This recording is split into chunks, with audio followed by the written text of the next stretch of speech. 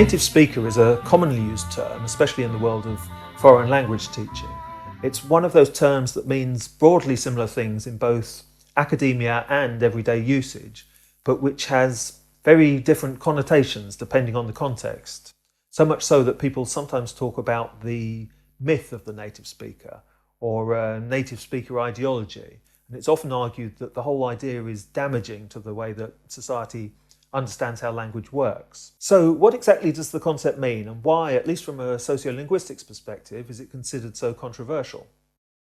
I thought I'd start here, which is the statue of George II in Golden Square in the southern part of Soho. George II was king from 1727 to 1760, and he's notable, among other things, for being the last monarch of Britain who didn't have English as his native language. Today, it's commonplace for us to think of the British monarch as an English speaker. The phrase, the Queen's English, is even used to refer to the high-status standard variety of the language. But historically, this hasn't always been the case.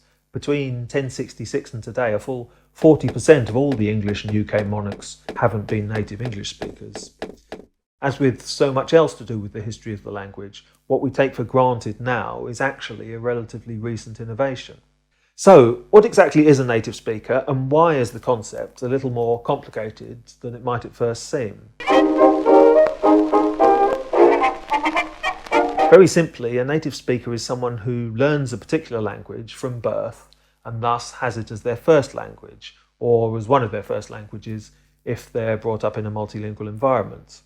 Because of the way that humans acquire language, if you learn a particular language as a very young child, you'll speak it with the same fluency and accent as the larger community in which you live.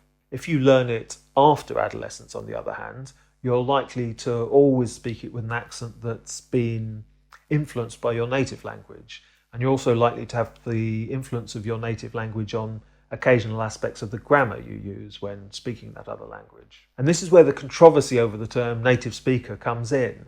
It's often assumed that to speak a particular language as a native speaker is somehow better than speaking it as a non-native speaker. In many contexts, therefore, the term native speaker English is used synonymously with the concept of proper English. And there's a prejudice that favours native speaker varieties over non-native speaker varieties.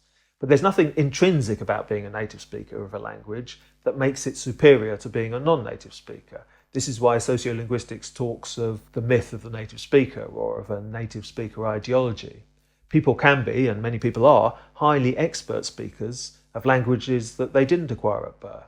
Some of the great writers of English, such as Joseph Conrad and Vladimir Nabokov, have been non-native English speakers. So it's important not to conflate the idea of the native speaker with the expert speaker, or the idea of native speaker English with proper English.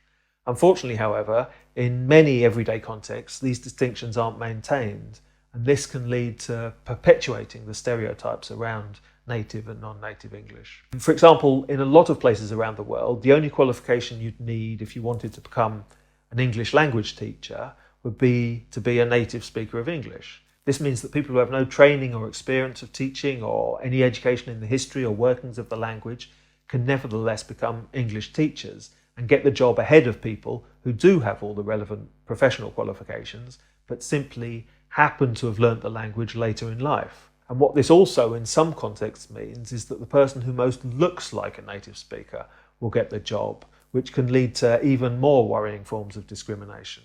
The basic issue then is that what starts as a psycholinguistic phenomenon related to how humans happen to acquire language gets overlaid with various social beliefs and prejudices, which in turn have an influence on real life situations such as people's employment opportunities.